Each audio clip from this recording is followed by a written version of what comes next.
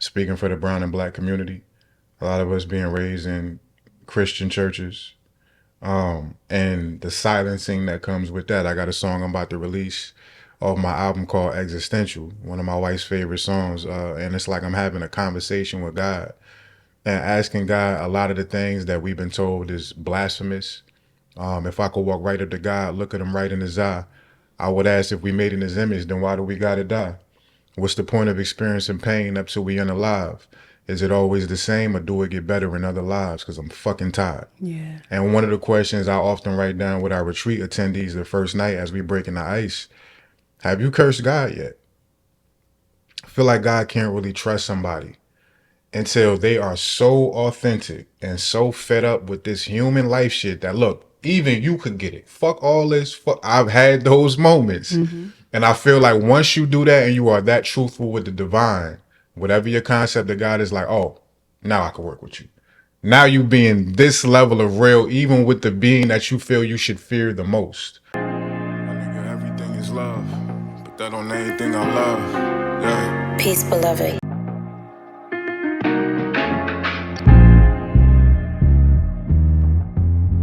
All right, y'all. Welcome to another episode of God Is Me Again. My name is Candyss Love. It's your boy, the brick, the city, The C, the I, the T, the I. Go ahead, do Splackavelli. Oh, wait, no. Do Splackavelli. Every woman needs that own Splackavelli. A brother she can call when her man ain't doing her right. Keep to working all night until the morning light. Make her feel right, right, right. Splackavellie.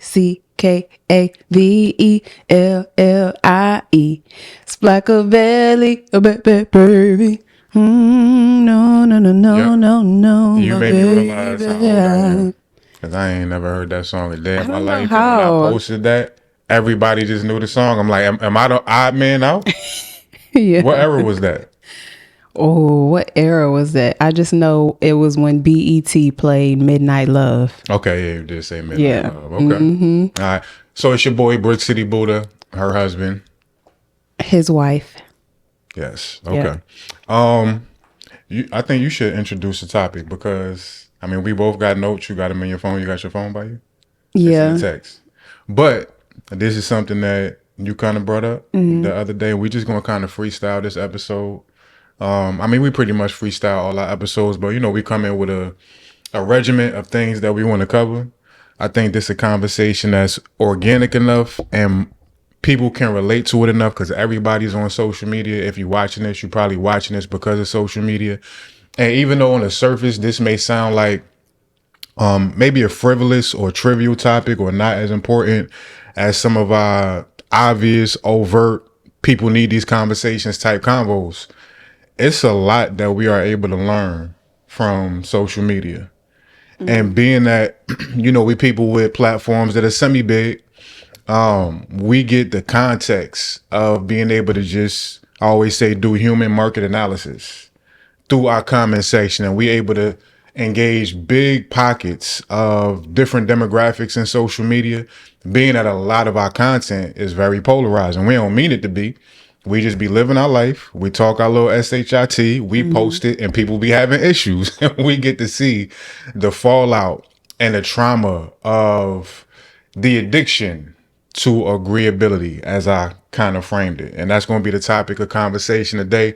Some of y'all may feel like, well, that don't really, that don't interest me. That don't affect my life. Trust me. When we dig into this topic, you'll see how this jumps off the social media pages into your day-to-day life and how it affects your bottom line and your relationships, your abundance, whatever your purpose or your path is to bring something into this world. A lot of this comes down to this conversation. So if you feel like you're not maxing out on why you here on this planet in 2026, and I feel like everybody that's living right now, when we signed our soul contracts, it was like, give me all the BS. I want to be able to see if I can navigate through that. So even if you feel like you don't matter in the world, your life is mundane, if you here in this crazy world right now, you got a lot to offer in this conversation. I feel like can help you break through some of these barriers of other people's opinions. Yep, I agree. And I wrote a post because I think what happens on social media is people believe that I actually don't know what's happening, to be honest. It's a case study at this point because this is the first time that we've had so many people have access to so much information. And there's studies that show that we have so much more information that our ancestors just would have never had in their lifetime. And that's what's causing the anxiety and the depression because there's an overwhelming sensation of also not knowing what to do with it. You know, most people can't even process their own emotions, let alone the emotions that come up when they have access to so much information, so many different pictures, and how the brain is really internalizing all of that. So I wrote something on social media because it looks like a place now where everyone has a voice, which means that they can make their voice be however powerful, loud, agreeable, or disagreeable. I saw someone who said that they literally argue under the comments because that's how they get out their anger and their frustration. So he's intentionally doing it and talking about what he was angry about that day. So he went and looked for posts so he could literally comment and get that frustration out because he didn't have a way to do it in his actual personal life. Yeah, so I was just thinking and I was writing, and partially it was kind of out of just annoyance. But I said, we've entered a time where people's opinions and craving to be disagreeable exposes their wounds of never feeling seen, heard, loved, or acknowledged. Unconsciously, they aren't disagreeing because they feel right. They're disagreeing because deep down they have a craving to finally feel heard. Because when you start to think about what people are actually disagreeing with, these aren't topics that they've actually studied. This isn't research that they've devoted their life to. They have no idea the type of philosophers that have been studying these topics specifically that you and I speak about for lifetimes. These are individuals who have created practices based on the gurus of the past. So to come on a space where people are knowledgeable and are sharing wisdom and lived experiences, and you disagree with no basis of proof, no basis of a lived experience, no basis of your own wisdom, no basis on research that you've dedicated more than 10 years to, it's actually really ignorant to disagree with something simply because it doesn't feel good to you. And I think we've gotten into a place to where people's opinions, they think that that trumps actual research, that it trumps actual science, it trumps metaphysics just because it doesn't align with their personal grief. Not only is it annoying, it's also really dangerous because now we've gotten to a place to where people don't know who to listen to. They don't know Facts. which are the people that are actually studying the things that they speak about, the people who are actually dedicating their life to the things that they're thinking about or the things that they're speaking about, versus the people that just got the gift of gab, the people who have so much access to information and they figure out the perfect way to regurgitate that information and sound like it's wisdom when really it's just something that they picked up on social media. No one has a gauge at this point to understand who should I actually take wisdom and information from versus who should I ignore because this is just a path that they've taken based on social media. Yeah, Jay-Z actually has a bar probably like 15 years ago. I forgot what song.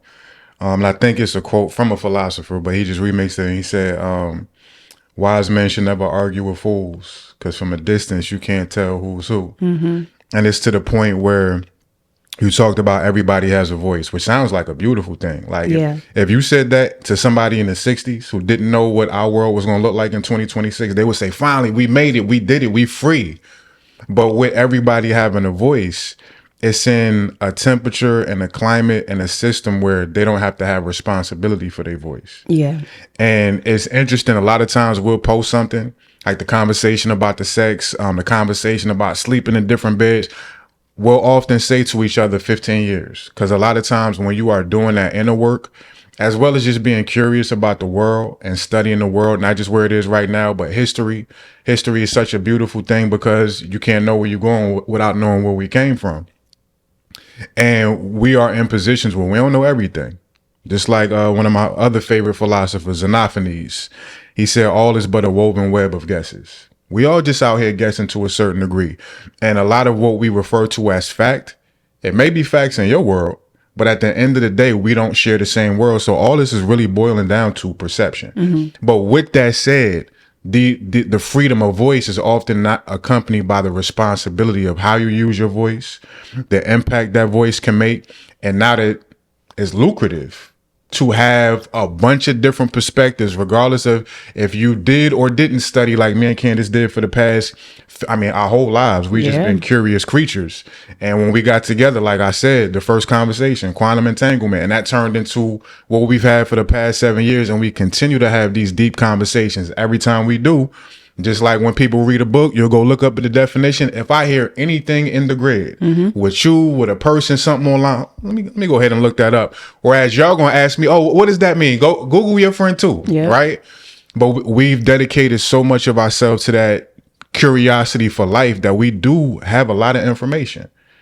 And we are still extremely responsible with how we dole that out, but most of the world is not that.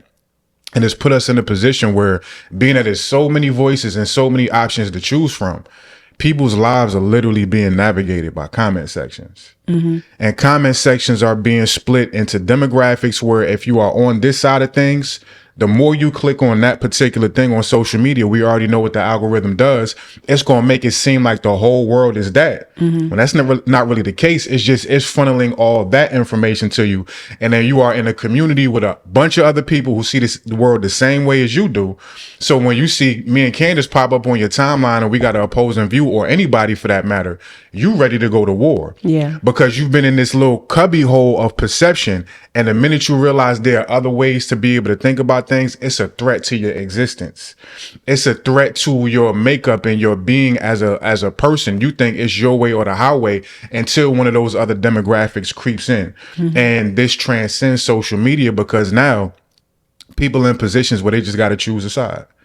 We got LaRussell, you know what I'm saying? And I've been following LaRussell for a long time. When he first started to pop, I would let you hear some of his joints. I'm like, yo, he about to be the next one. I always know who's going to be the next one in music. He became the next one. And all this positivity he has put into the world, one perspective, and how he handled the backlash of that perspective has put him in a position where his career may be flat out jeopardized for something that half the demographic agreed with. The other half vehemently disagreed with, but with his approach to saying, oh no, if y'all don't see it my way, y'all dumb, y'all stupid, and that's what kind of pushed him to the point where he can't even have a social media now. Yeah. And with the LaRussell point, it's interesting because people are so emotionally fickle that they love you when they can agree with you. You had a term for it. You remember what it was when we was talking? No, what did I say? It started with emotional. The second word, dyslexic. Emotionally dyslexic. Go ahead. Yeah, and that's the thing. It does point out people's emotionally dyslexia because they don't have the capacity to rearrange their consciousness and try to have it align with your perspective. And so what happens is the body just goes into fight or flight. The body says, hey, this is a threat to your core belief. And so their job is to now disagree, to dismiss anything that you have to say, because that dyslexia emotionally will not allow them to rearrange their consciousness to even understand. So now we've gotten to a place to where if you don't have the patience, the capacity, the wisdom to really flesh out what you're speaking about, you gotta be careful. Then people are just gonna latch on to probably the first 10 seconds of what you say, because now their brain has already told them not to listen to anything else. So when you have a topic that is as deep as the LaRussell topic has the potential to go, you also got to have the patience to flesh it out. And that's one thing that I really love about our podcast. And even the clips that we put on social media, they're just 90-second clips. We cannot explain everything in its entirety in 90-second clips. Right. And for people to think that you are supposed to have all of that information in 90 seconds, one, is unrealistic, but it also is evidence of how lazy people are with information, because you got a computer in your pocket. If I mention anything that is slightly confusing, anything that's slightly triggering, it is your job to do your own research on why that's coming up in you. So if I say emotional dyslexia, I've never heard anyone mention that terminology before, but it doesn't mean that it's not something that you can continue to start doing your own internal research on. But we've gotten to a place to where people are waiting to be spoon-fed information. They're waiting for you to break it up, chop it up, explain it to them in the most simple way. Whereas when you have people who are intelligent, we're trying to speak in a way that doesn't force us to dumb ourselves down just to get on another person's level. But also the intentionality is to have you rise up in your wisdom. So we're not going to spoon feed you. We are not clinics for sick souls. So that means I'm not going to give you all of this information because you want it. I'm going to say enough that is necessary for you to go do your own research. And after you do your research, now we can have an intelligent discussion. I'm not now speaking facts. I'm not now speaking about statistics and research and things that have been studied for hundreds of years with a person that only has their opinion to offer. And then you also have, I mean, I'm just really tired. And I see it across the board. You know, certain things I engage: basketball, the NBA, battle rap, music, stuff like this. And we are so like inundated by hate culture, cancel culture, of course, but hate culture. Hate culture meaning if I have a valid point about something that you may disagree with, 9 times out of 10, what am I going to get hit with? Oh, you hating, right? My post about the J. Cole album, my post about La Russell, whatever it is I'm talking about. If I don't see a particular person, place, or thing the same way you do, my perspective, which is just as important as yours and vice versa, my perspective is dismissed as if I got this vehement hate for this individual or for this thing. And it makes it easy for people to continue to live in a little cubbyhole of how they see the world. Because if you hating, I don't really got to hear you out. I don't got to go back and forth with you. And a lot of it has to do with the dopamine release of, like you said, and I had never heard it put that way, where the brother was saying, look, this is how I get my rocks off. I literally go into these comment sections for this reason. The more we are on social media, and I find even myself, and I'm sure the same thing for you, we probably much better at it than a lot of people. But until you get to the point where you can see a comment on your post or somebody else's post, something is interesting, until you can see a comment where your brain says, oh, I got to respond to this, and you just don't, it's going to be really difficult for you to remove yourself from the dopamine of comment sections all day. Half the stuff you don't even really care about like that, for real. But the way it's packaged, it was interesting to you. And then the first thing you do after you see the post, if it grabbed you, you're going to go see what other people said. And you probably going to find 3 to 4 to 10 people that you feel like, oh, nah, I need to tell them what it is. I need to show them what the world actually is. And you end up in this damn near sadomasochism of getting your rocks off from the anger, the frustration, the resentment you feel towards the human populace at large. And this literally distorts how we see humanity at large. Because if you got your demographic, your algorithm is what it is, and anything averse to that you want to argue about, your world starts to split into the people that are right, that agree with me, and all these other stupid, dumb, toxic people in the world. And you don't realize there's a medium, there's a middle ground of a lot of people who can see from both perspectives. But often those people are wise enough to know, I don't need to convince y'all of what I believe. I'm more interested in, we both say a lot of times, I learn a lot more when I disagree with somebody. As long as we could do it respectfully, we're not using the ad hominems and calling each other out our names. Let's get it. I enjoy that. That's what the whole purpose of what we do is. We're not trying to convince y'all of nothing. However you choose to create your reality and live your life, please be my guest. We know our job is to just spark dialogue. So if y'all talking, even if y'all using ad hominems with us, we did our job. But the majority of the world, based on how social media has been set up and how far we've fallen into the pit hole of other people's perceptions, we are in a position where we genuinely don't have the skill set to hear another perspective, to see the validity of it. And even if we still disagree with it, to say, I see where you're coming from. Mm-hmm. And then that shows up in your relationship. That shows up in how you raise your children. That shows up in your communities.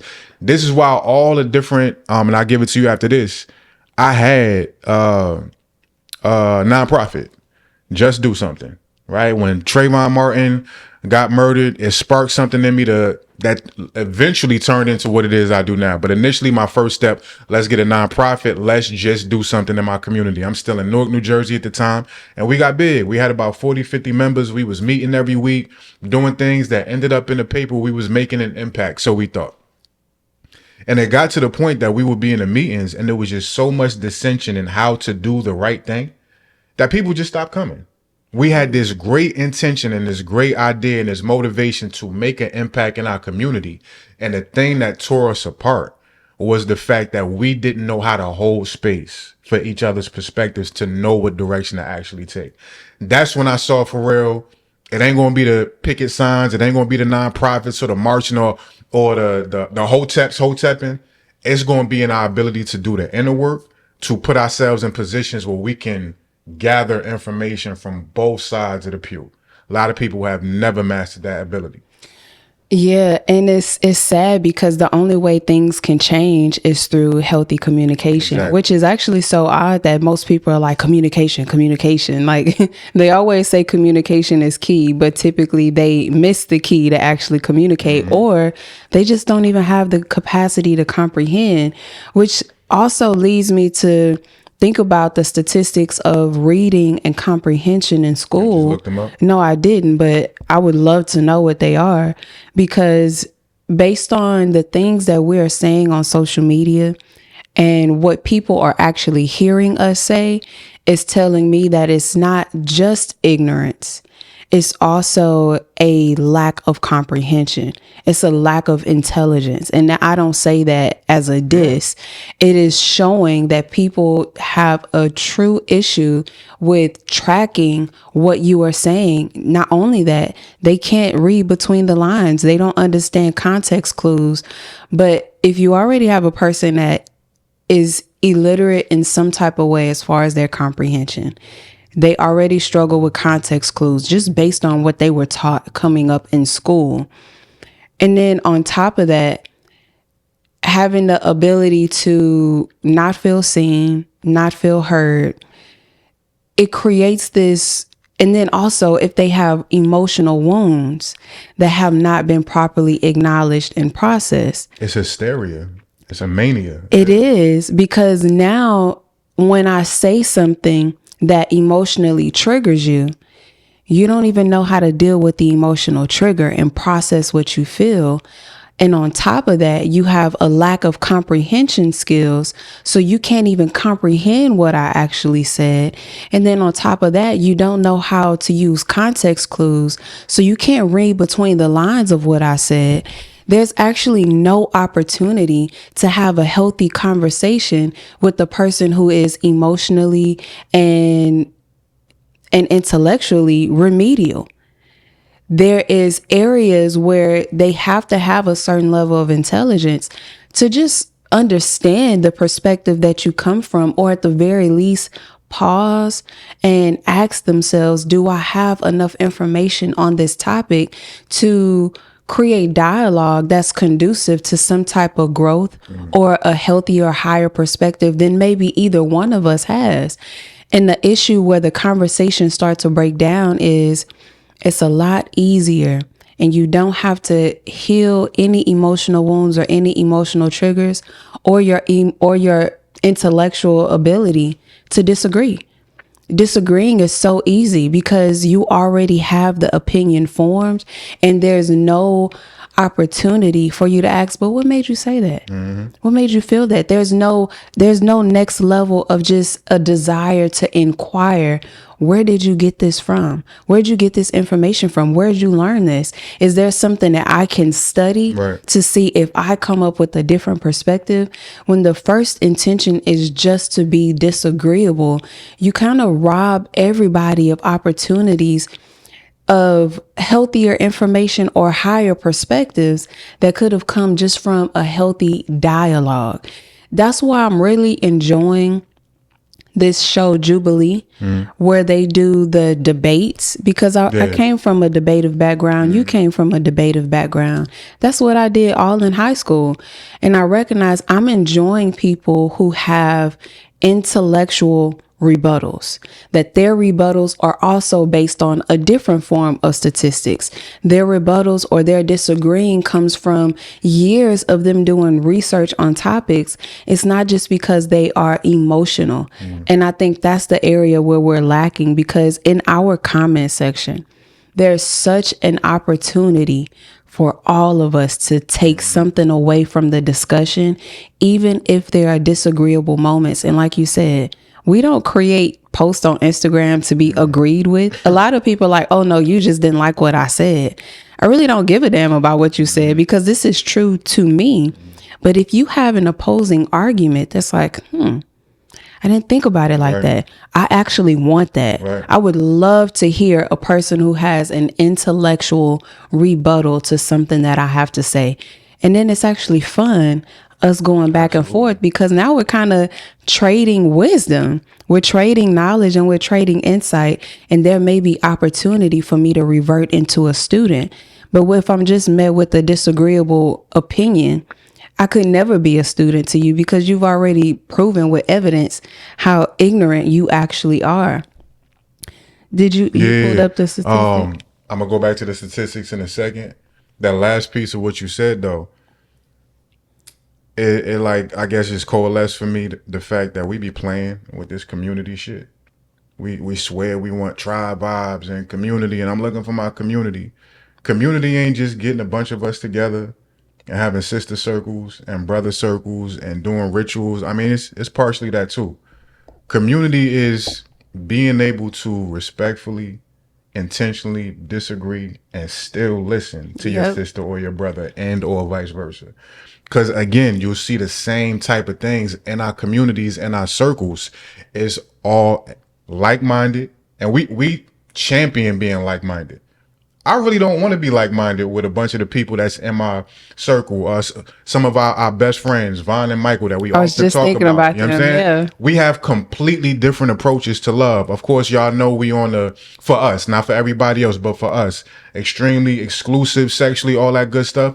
They poly. Yeah. You know what I'm saying? And we are able to have dope conversations where we able to pick their brain on certain things, vice versa, and have a conversation that's in that wu-wei pocket. Wu-wei meaning the middle path, to be able to see things from both sides clearly and not judge either way. Yeah. In a lot of our communities, we don't do that. The minute you say something that sister circle don't agree with, you may not get kicked out, but they're going to start talking about you crazy to the point you won't want to leave, or vice versa, right? So that's one thing. Going back to some of the numbers, we got to have a conversation of attention span.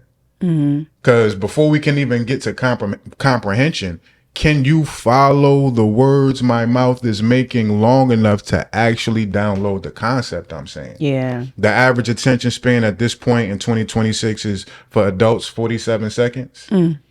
That's already short. And we know, based on how we engage social media, you got 3 seconds, literally 3 seconds, as a person is going down that timeline to either have a catchphrase, a visual, or a caption sentence that's going to catch their eye enough to say, right? And then even if they do this, if you read your social media metrics, if you content creators, even some of the best posts you could possibly make, a 90-second reel, the engagement is usually going to peak at about 28 seconds. Yep. So you got to put the majority of your good information in that first 28 seconds. If you try and promote something, you got to get it in there, because by the time 28 seconds hit, it just tapers off. Most people will never make it to the end of your actual post. So when they are engaging with you and they going back and forth and saying all this stuff and disagreeing, and why didn't you include this? Oh, that was in 47 seconds. You ain't make it to the end of the post. Exactly. You know what I'm saying? So you got that piece. And then as far as the comprehension, my bad. As far as the comprehension, there's a bunch of stuff for children. I wanted to get to the adult aspect of it. 44% of American adults are estimated to not have read one book in the last year. 54% of adult Americans read below a 6th grade level, illustrating a broader social trend beyond just school-age children. And I told you the other day, there's this movie from like the late 2000s. It's a comedy called Idiocracy. And this dude ended up in this parallel dimension. I think it was still America, but it was America like 60 years down the line. It was a parallel world. And everybody was an idiot. Like even the president. And he's trying to figure out like, yo, how are y'all surviving in this world? What happened to America? That's what the world is right now. And I often attribute it to the Tower of Babel. Remember that story from the Bible, right? For those who may not know, the Tower of Babel was at a certain point, I think this predates Christ, but there was a certain government where they was like, you know what? Let's make a building that reaches all the way to the heavens so we can show God we on his level. And they put all type of money and effort, and slaves is dying trying to build this tower of what they call Babel, this Tower of Babel, to be able to meet God face to face. And at a certain point, the whole thing collapsed. And one of the consequences was God said, I'm going to make all of y'all speak different languages so you can't even understand each other going forward. We in a modern day Tower of Babel, when you work in the lack of comprehension, the lack of attention spans, the addiction to either being safe and agreeable, or the addiction to the sadomasochism of being disagreeable and being seen for your disagreement. We doing all this talking and consuming all this information, and nobody's really is hearing anybody. Yep. We are in the most explosive generation in human history of connectivity, and we the most disconnected we've ever been. All of this comes down to our refusal to do the necessary inner work to be able to be embarrassed, be humiliated. Right. Mm-hmm. And that's part of it, because when somebody may say something that trumps your idea or makes you look at your perspective a different way, especially in the public, this is like the Coliseum now. This is the Salem witch hunt. You know what I'm saying? LaRussell, everybody, oh, no, we got to get him out of here. We got to pack him up. When your point is proven to be inaccurate, wrong, or just not well put together, it comes with a certain level of embarrassment that most people are definitely afraid of. That's why the most feared thing, at least in America, I don't know about the rest of the world, is the fear of public speaking. Now you don't got to be on the stage to have to publicly speak. Every time you in that comment section, somebody can come in and rip you a new one. And last thing I say to that, a lot of the people come on our comment sections to disagree while they're carrying the trauma and the wounds of being eviscerated on other posts. They done got torn apart 10, 15, 20 times, and they are determined to find their way onto somebody post to do that to somebody else. You ain't gonna have no wins over here. Like, you know what I'm saying? When we do feel like somebody says something to correct us or to cause us to see it from a different perspective, y'all ain't got no wins over here also, because we like that. I want somebody to be able to not necessarily check me, but make me see the world from a different perspective. We invite that. We enjoy that. And then 9 times out of 10, when we are speaking about something, we are very informed on the topic. Either way, we win. Most people are definitely afraid of that embarrassment and that humiliation. Yeah. And, you know, it's so funny because there was we were speaking about sex fasting. Mm-hmm. And then there was a Kundalini yoga practitioner who was like, this is dumb. And I'm tired of people giving out misinformation. You don't have to fast from sex. Mm-hmm. You can do the semen cycling, right, where men will have sex, but they do not ejaculate. Ejaculation. Yeah, ejaculation. Mm-hmm. So it allows you to still have the sexual experience, but men just don't ejaculate. And I thought that it was so irresponsible to call me irresponsible. Because that's a fire topic to actually speak about. And then I can explain to you why I'm not speaking about ejaculation. Exactly. Because to get to a place like that, you have to master your sexual desires. There's still levels to healing. There's still levels to growth and evolving. So I'm not going to tell a man, hey, you struggle with having sex every single day, Right. multiple times a day. Next time you have sex, just don't come. Like, Right. that sounds crazier than telling them to abstain for a day once a week. Like, walking them through the process. But that's a dialogue. That's a real discussion that could have happened before she just chimed in and was like, this is misinformation. This is dumb. It's like, hey, you have knowledge on this topic. I have knowledge on this topic. Why not just come in the comment section and relax? And let's have a discussion on what could really be some healthy tools to start to teach men, because there's certain men in the comments that's looking for information. But you just told me what I said was dumb. Now I got to block your ass. And can't nobody have a conversation until I come back and have it, because you don't know how to have real discussion without having ad hominems that start to speak to people's character or their ignorance.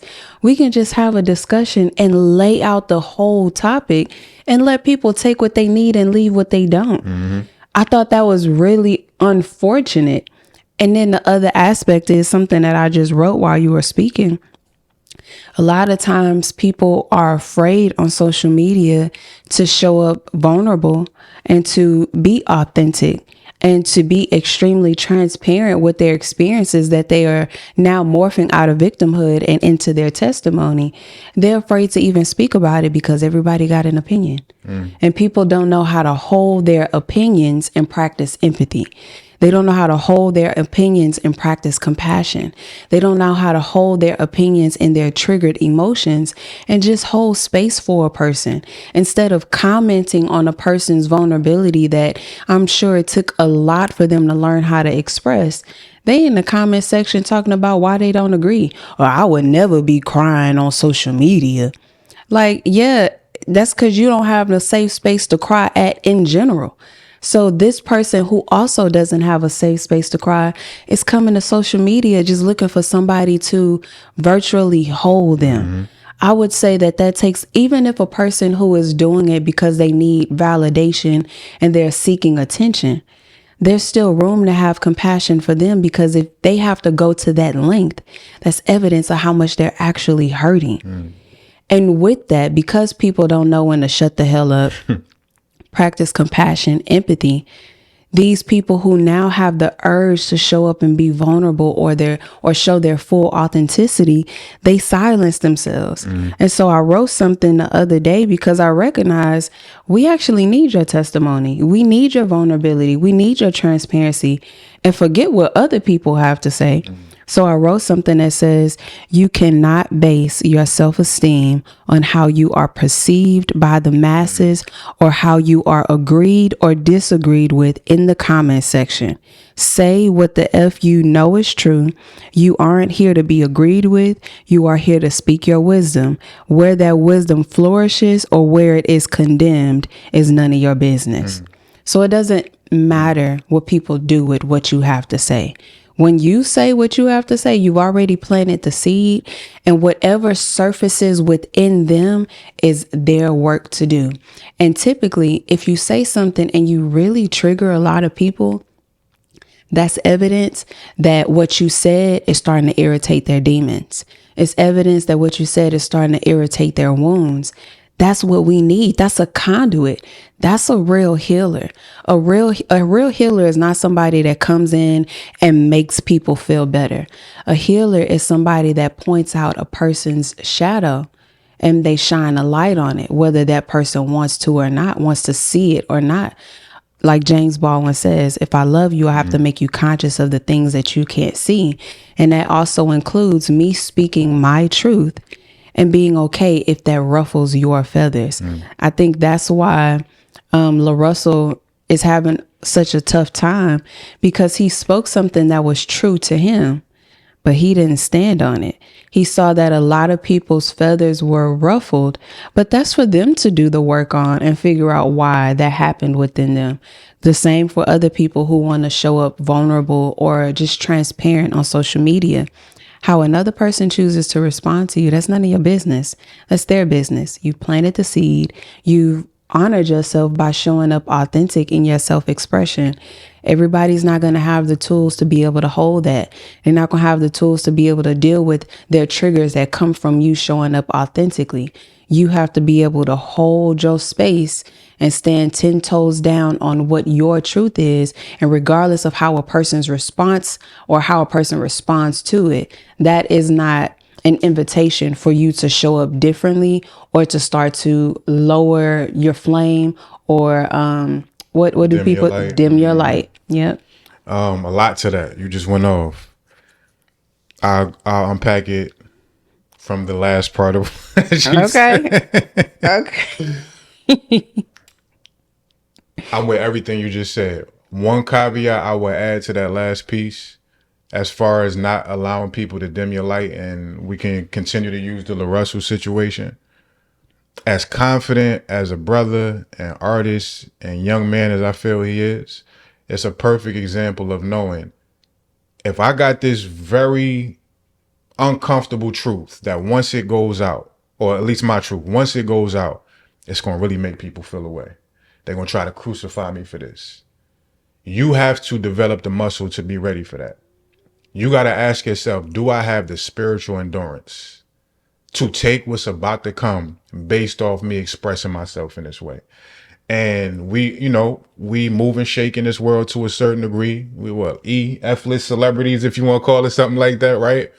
We've been around some of y'all favorites. Yeah. Some of the greats in their respective industries and genres. And we see them behind closed doors, as confident as they may look on certain stages. We see them get eviscerated behind closed doors in ways that makes them not even want to be able to vocalize what God obviously ordained them to do in his lifetime, because you made it to the stages. You made it to the world being able to hear you. And even some of y'all favorites behind closed doors is like, I don't want to say what I feel like I need to say no more, because their spiritual endurance may not be there just yet. You got to ask yourself, and I'm not a proponent of ego death. I feel it's more so about ego integration. Mm-hmm. But for just the sake of the conversation, to not have to unpack all that, have you had moments where you've been able to make it through the ego death of other people's perceptions, where you've been the only one in the room, in the comment section, in the community, in life, where you saw things a certain way and everybody else saw it the other way? I got a line on my song on Daddy Issues where I talk about I never responded to false accusations, because that's your truth. Mm-hmm. Talking about my son's mother, there was a time where she tried to rip me a new one with my community, lying on me, all type of different stuff. I never responded to any of it. Mm-hmm. People that was mutual friends of both of us, they would send me messages, and some of her stuff that she was saying, I'm like, yo, don't send me none of this. I'm Gucci. I know who I am. I know who God has ordained me to be. And I know the work I put in to the being that I have become in this life. Like you said, that's her business, how she sees me. And that goes for the entire world. So before you about to deliver these messages, you got to see, do I have the spiritual endurance? Have I integrated enough of my ego? Have I died to my OPP to be ready for what's to come? Because if y'all been on our page long enough, of course, there's going to be times when we engage with people. We'll go back and forth in the comment section. Sometimes Candyss will get real gangster on y'all. She going to call y'all dummies and dum-dums and all that type of stuff. I don't really do that. You know what I'm saying? I may just pack you up and get you out of here. But for the most part, we open to however y'all see it.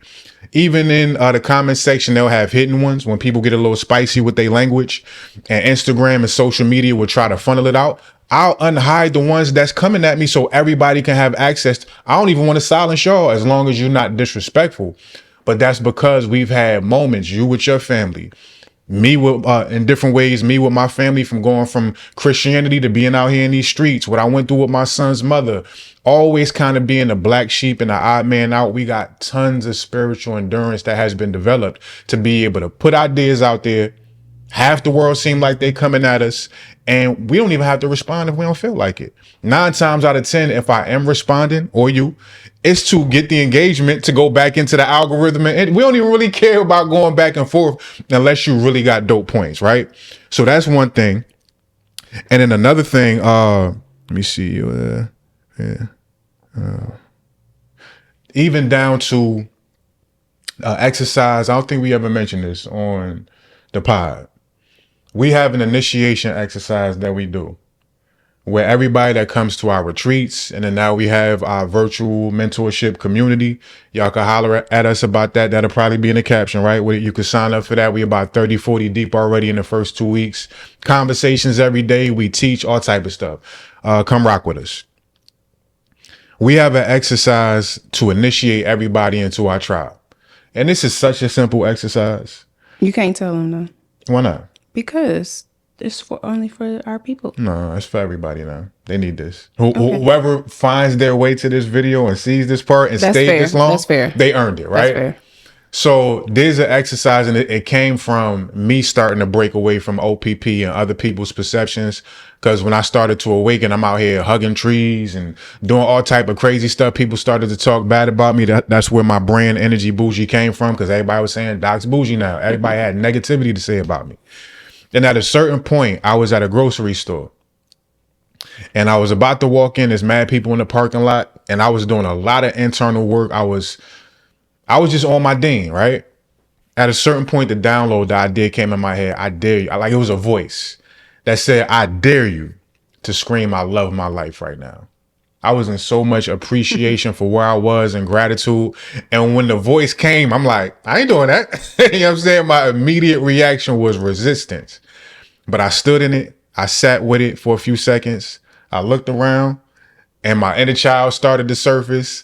And before I even met this one right here that always say, ain't no bitch in my blood, I had that energy. Ain't no bitch in my blood, bro. Let's get this off. I said it to the top of my lungs. First time. And I looked around, people started laughing, not at me. They was laughing with me. Other people started to say it. It was like a chain energetic reaction. And I realized how much it made me feel good in that moment. I was still on disability, half blind, ain't had no money for real, but I still had a chance to shift things. I still had a new day and a new breath. And I started to make that a practice for myself. Every time I got low, I would scream, I love my life. When we give this assignment to people, and we tell them, tell us how you feel before the assignment, before you do it, once you do it, and after you do it. People be taking 2 to 3 weeks to be able to get this assignment off. They'll tell us, yo, it's like a double dutch. Like, I was about to do it and I got scared. And you'll just see how much OPP and what other people think influence something that's that light. People be thinking they going to die or get arrested or somebody going to come beat them up for just screaming, I love my life. And when they do it and they get to the other side of realizing how much resistance they have to being dictated to by how other people see them, it starts to open up portals and meridians and give them a certain level of freedom, of authenticity. And before I hand it over to you, if you study social media trends, and I'm always doing that, the thing that's most cutting through right now is not the perfect post. It's not all the stuff they told us to do 5 years ago, post 5 times a day, do it from this angle. People want authenticity. Posts of people just in the car, fresh out the gym, no mic on or nothing, 300,000 likes, right? And it's coupled with the age of AI. And people are literally pushing against anything that seems overproduced, right?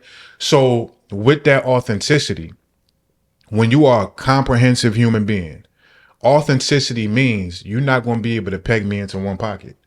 One day, my belief system may be that with your fast, you was going to do 40 days. You realized on day 6, now things have changed. I already got my medicine, and spirit has spoken to me in a way where you could have had some resistance. And I know you so far past OPP, it probably never came into your mind, but somebody else, oh, I can't do that. So now I got to fake it for the next, 36 days because I said I would do 40 and I've taken them on this journey. We have the propensity and the autonomy at any moment. Should my belief system need to shift to accommodate who I am now?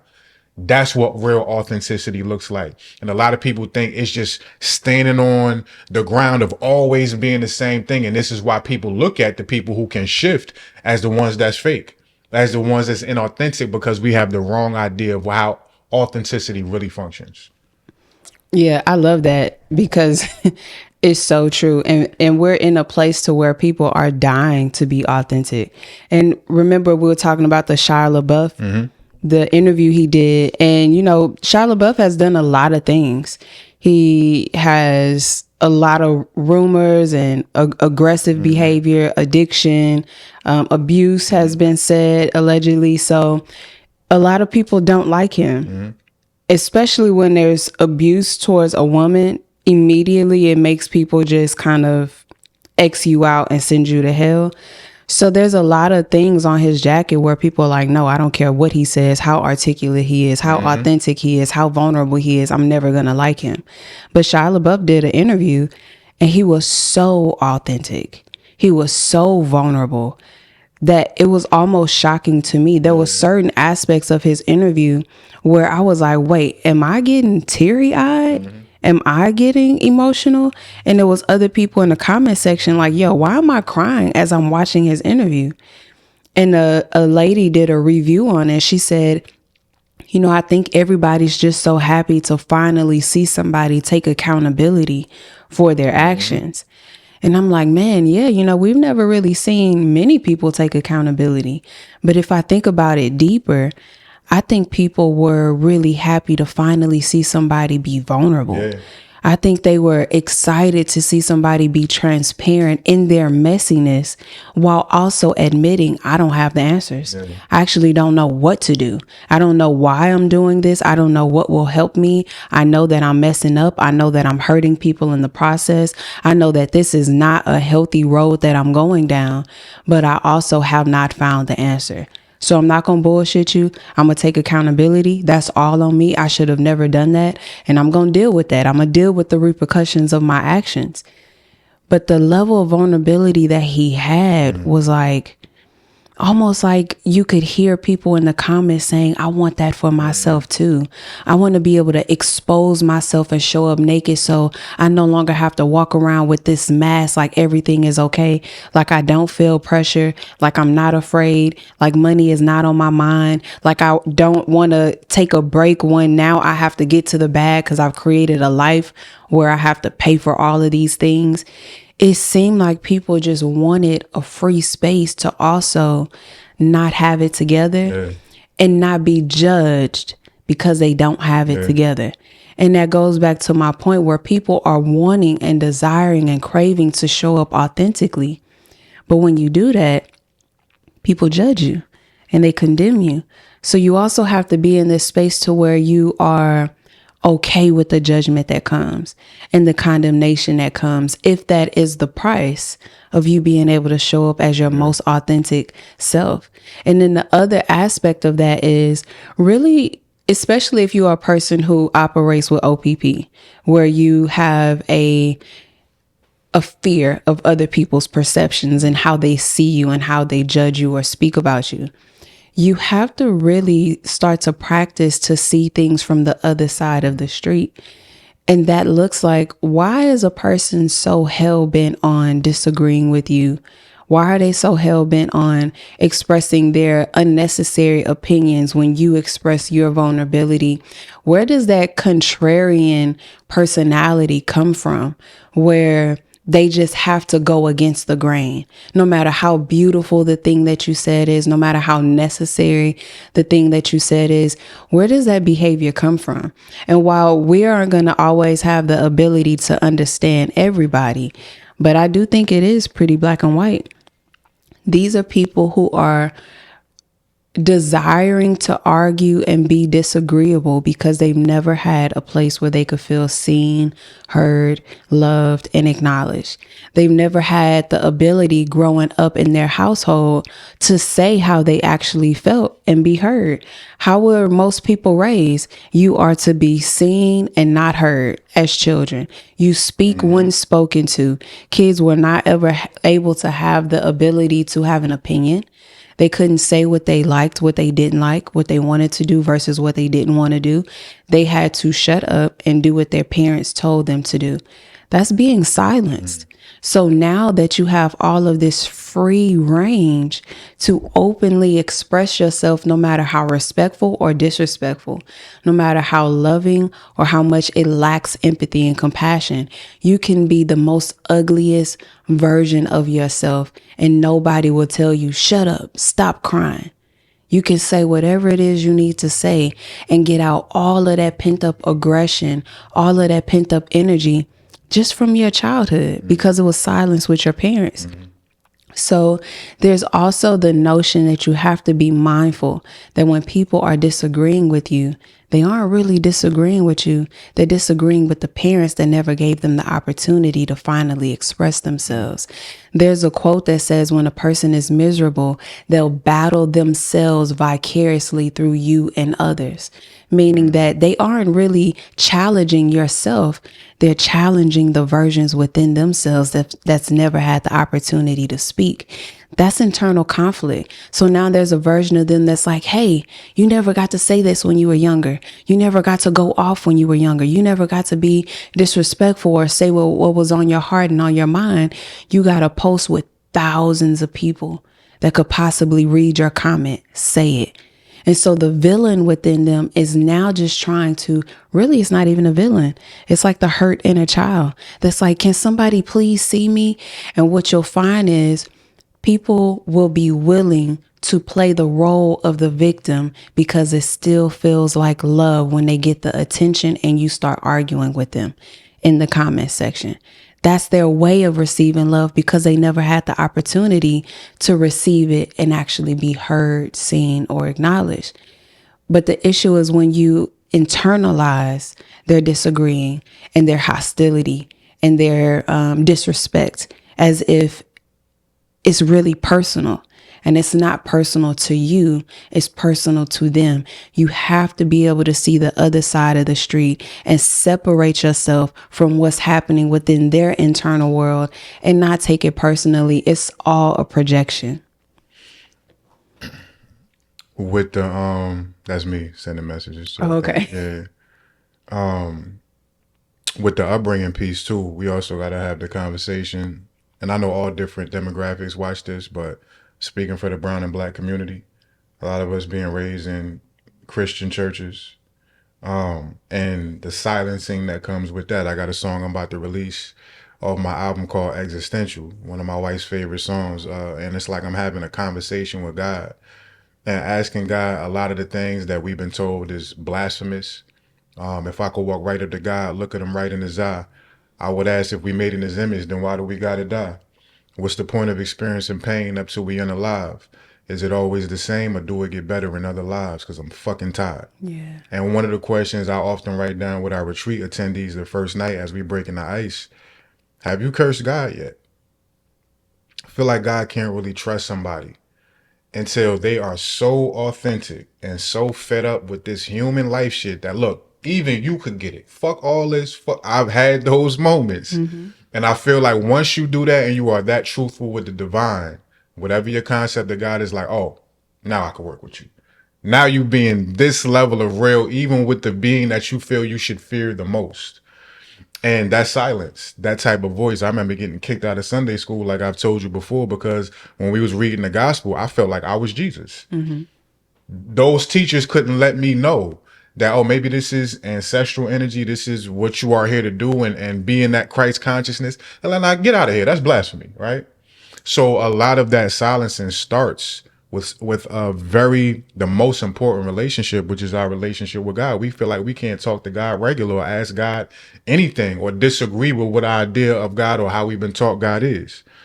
And then the other part to that, something that I often do, I know you'll do it sometimes too. And initially I was doing it like being petty, but now it's actually giving me more compassion and empathy for people. And this is just an example. There was a brother on one of my posts like 2 days ago, and I highlighted his comment. You're going to say some craziness, I'm going to put you right to the top, right? Yep.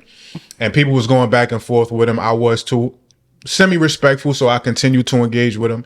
And at a certain point, after all this stuff he threw out there, he was like, man, I just think y'all be capping for real. And I'm like, bro, just lead with that. So I ain't got to do all this with you, right? Just say that. Just say that. I'm cool with that, right? People continued to go at him. So I go look at his page, and this is what I'm advocating. Start to go look at these people's pages. I agree. Right? If you want to be petty, cool, right? But now I'm doing it to like investigate. Right now, I just have these 5 or 6 comments this individual's made. And he's a black man too. I want to investigate his word real quick to see why he's on it like that, right? Not even how it responds to, or why he responded to me that way. I just want to take a look into his world. I look into his world. He got some dope content on his page. He's saying a lot of things that I actually agree with. He don't have many people watching. What he has to say, he don't got many likes or many shares. He actually did a follow-up post further fleshing out his thoughts on my post. He didn't mention my name, but I knew who he was talking about. And some of the stuff he said actually made sense. And it gave me more understanding for how I may need to package or deliver my message to reach a person like him. I advocate, instead of just going back and forth, take a little peek into their universe. We got these social media things for a reason, unless you just can't get on their page because they a bot or it's the government low key just sparking the conversation or the disagreements more. Start to do that. And then also, when you get some of this pushback, because you're going to get it. We all going to get it. Yeah. They crucified Jesus, my nigga. Like, it is what it is. A lot of it is the universe's way of training you to hone your message better. Another very small example. I put up the post that's going viral right now. It's one of the pictures we took last year with Karen. You're sitting on my lap, and across it, I put a bar from one of my songs on the album on Texture, where I was advocating for men having more sexual mastery. And the bar was, being a slave to your D past 40 is effing cray, right? Mad people is in the post saying, oh, it's PAST, not PASSED, and breaking down, right? I'm an English lit major, right? I don't get too caught up in the English lexicon. There was a piece of me that was like, bruh, this is what you got from this post, and wanted to be upset. The version of me that actually showed up in response was, oh, thank you, I forgot. Right? And that's a very small example. Now I'll never make that misstep grammatically again. But that's a very small example of the overarching conversation. That when people are resisting you, even if they dum-dums, they are helping you fine-tune your message to be able to avoid the landmines in communication that still may not reach the dum-dum. But if you take what you need from that person's resistance and fine tune your message, it may go past them and reach an extra 100 people that needed that download, extra 1,000, extra 10,000. So being able to be humble enough to quote unquote get checked or be corrected. One of my quotes that I came up with when I was in my philosophy bag. He who wants to be wise seeks wisdom. He who is wise seeks correction. I'm seeking out those people, places, and things that can hold me accountable in ways that's respectful enough for me to not only be able to see their perspective as valid, but can also fine tune my message to be able to better deliver what I got to say. Yeah. Yeah, I think that's really important. And I love how you mentioned that you go to the person's Instagram, because I did that recently too. And it was on the topic where we spoke about the sex fasting. And it was a young guy who came and he was like, he said something to the degree of, you can't withhold sex from a man. This is why men cheat. And you better believe that if you do that, he is going to cheat on you. I don't know what made me go to his page, because typically I don't do that. But I went to his page and I was like, oh, he's handsome. And I saw a picture with him and his girl was pregnant and they were doing a maternity photo shoot and she was so fly. I'm like, hold on, y'all should be models. And I said that, and I commented on that post. I'm like, man, y'all should be models. Y'all look beautiful. And on top of that, it was like, whoa, but your girl is pregnant. For whatever reason, going to look at his page actually made me have a lot more patience for him. Because it humanized them. Because what's happening is when people are just commenting, I'm just responding to the comment. And either there's ignorance behind the comment, but there's not a whole person. There's not a story. There's not anything for me to have compassion with, because they aren't leading with transparency or their personal experiences that tie to the topic. It's just disagreement. So when I went to his page and it personalized him, I came back and initially somebody leaves a comment, oh, you withhold sex, then they gonna cheat on you. Something that like negative, it's easy to have a quick rebuttal that's dismissive, like, nigga, you dumb, bye. Sorry, I ain't mean to say the N-word, y'all. Sorry, kids. I've been cursing. So like it's easy to just dismiss that. But now that I have context to who this person is, it's like, whoa, I can actually it wasn't even a thought process of I can respond in a way that I can get through to him now. It was genuinely like, oh no, this is like my little cousin. Yeah. So now when I respond, it's like I actually understand why. And I said that, like, I actually understand why you will feel that way. I'm not advocating for women to withhold sex in a forcible way. I'm more so advocating for men and women to learn their power and how they can come together. And I said, you know, I think there's a healthy way to do this. I'm not just asking for women to spring it on their man. And I said, you know what? You got a beautiful family. Like, your girl is so beautiful. Y'all should be models, by the way. I said, but I also noticed that she's pregnant. And what I'm just going to invite you to just start to think about, because it looks like this is your first child. You've never experienced what is it called? I can't think of it right Postpartum. Postpartum. Yeah. I told him, you know, it seems like your first child and you may not have ever experienced what postpartum looks like, or if postpartum depression sets in, her body is going to change. And there may be moments where she can't take care of a baby and you. She may not be able to give to a baby and you. And she may have to reclaim some of her energy and her power for herself because she, to a large degree, doesn't even know who she is. Her body don't even belong to her now. It doesn't belong to her. So having to give up herself to a baby and you, it could just change some things in her body. And I said, I'm not trying to forcefully give my opinion on anything, but just an invitation that if that moment ever surfaces, that you remember this conversation and know that it is natural. It's not a forceful thing. It's natural for women's bodies to go through that process. So I was just able to have so much more patience and compassion with how I was able to relay that message to him, because I saw this is a young guy and sex is what they have been programmed to think that they're supposed to do. It's attached to their identity and who they think they are as a man and their masculinity. So when a woman takes that off the table, they don't really even know how to connect with the woman outside of connecting with their bodies. If men have been told that they shouldn't express emotion, well, the only way that they can connect is through sex. If you take sex out of, you know, so now we have to also have this level of compassion for the fact that they don't know where to go in the sexual desires. But I had to have the wherewithal to understand who I was speaking to in that moment by not taking the comment so personally, but being able to come back and have that compassion and patience. Good. Yep. Beautifully unpacked. And with that, this is actually something that's a little bit more on the spiritual nerdy side or the psychologically nerdy side. But pretty much what you was just referencing is that we've been socially engineered and conditioned to perceive everybody on social media as a bot. All you see is a picture in a cubicle. All you see on the comment section is a picture in a circle, the dumbass comment or the comment that you don't agree with or the toxic comment. And immediately our brains are always trying to conserve energy and time.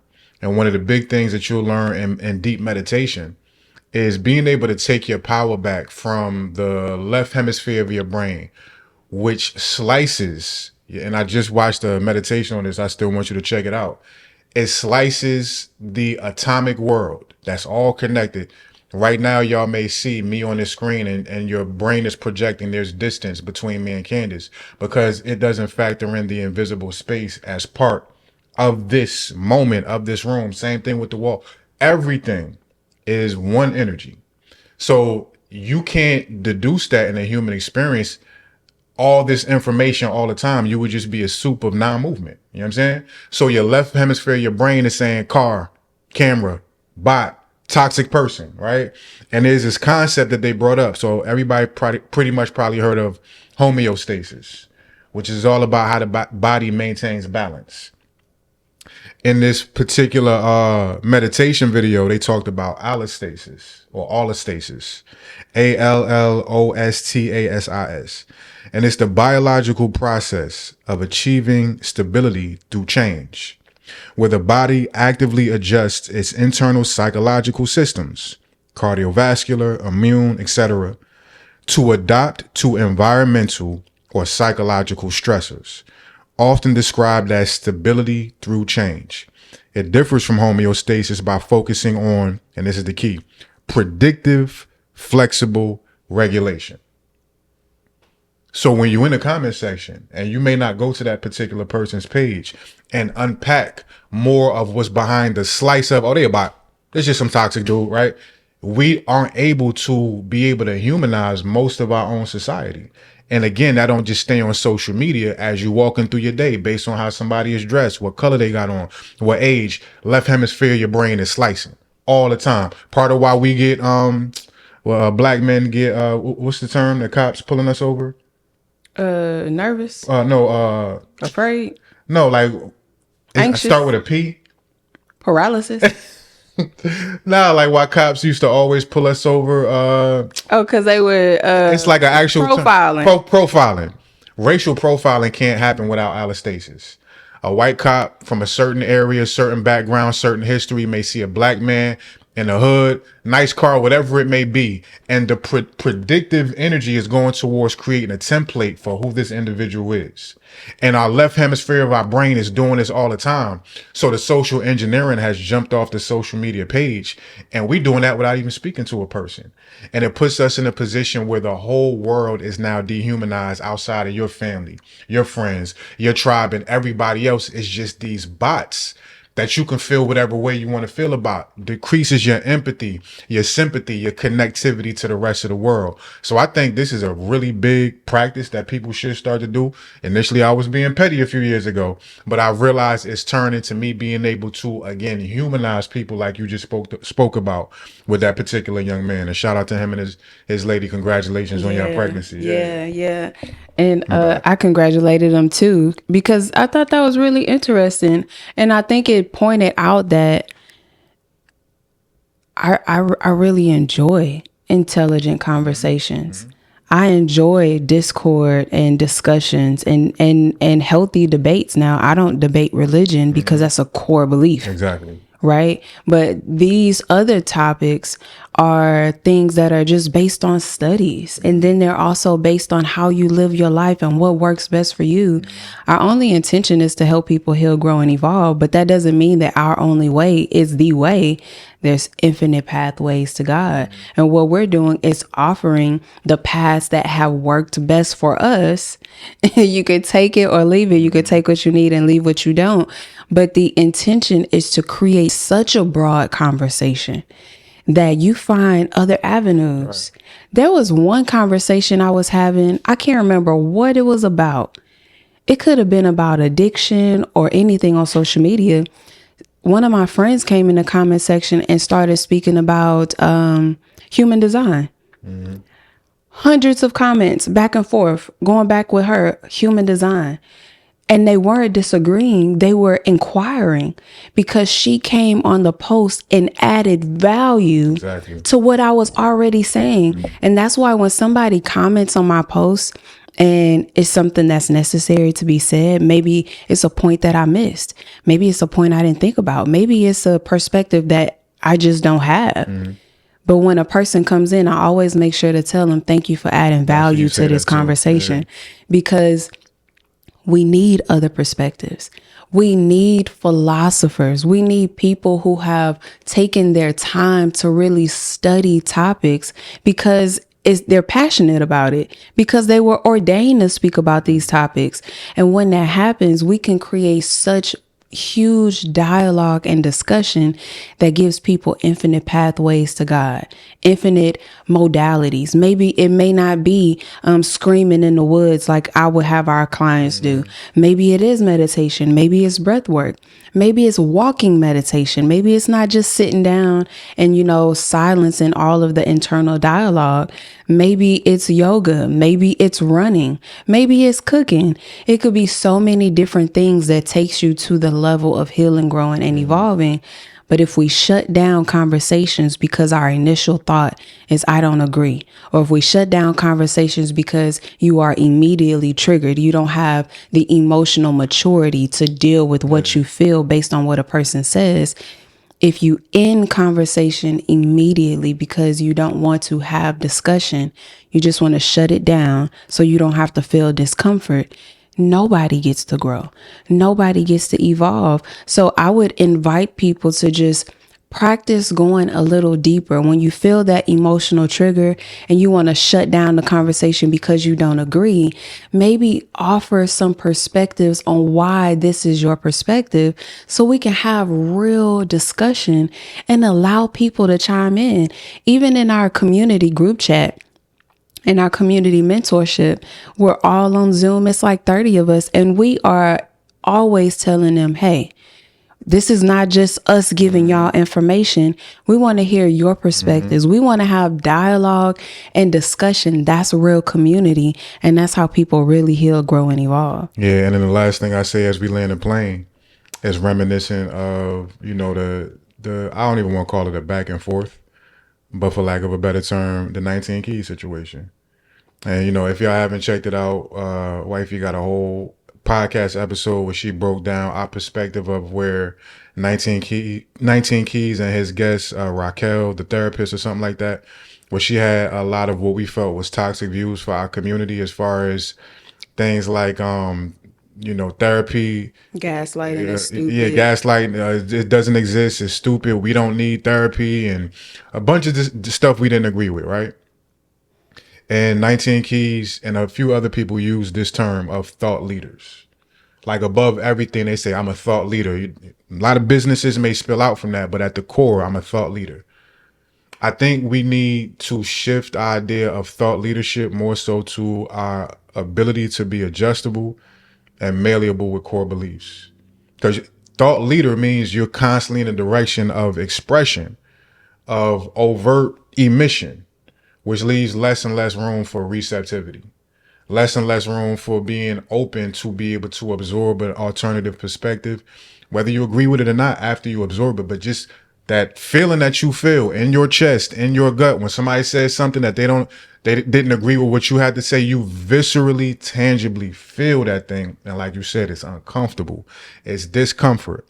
And when we initially started to speak on it before you even did the pod, even somebody like 19 Keys felt the way. I thought we was better than it. And we don't really know Keys like that. We've been in some rooms with him, had dinner with him, stuff like that. And we wasn't coming at him.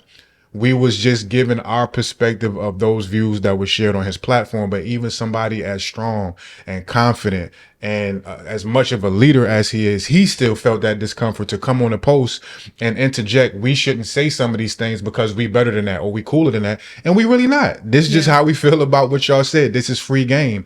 And this is why when we put some of our ideas out, we are to the point where we know it's not to convince anybody of anything. This is just how we see it. Last thing I say too, I think it was Robert Adams. I could be mistaken, but one of the philosophers I studied, he said, on the evolutionary journey, every single core belief will be transcended. So what you believe without a shadow of a doubt today may be completely different from 10 years from now. Man. What we believed as a society 100 years ago, we laugh at now, looking back at what they was doing. The only constant in his life is change. So for me, the goal at this point is to be compatible with what I resonate with in a certain season of my life, but I have no core beliefs left. Because I don't even trust my core beliefs, because there may be a moment where that becomes the cage because I'm not willing to expand beyond what worked for me 5 years ago. That's so true. And I think and I'll leave it here. The reason why I'm I am as patient as I am with people who are not disrespectful in the comment section is because I used to believe the same things.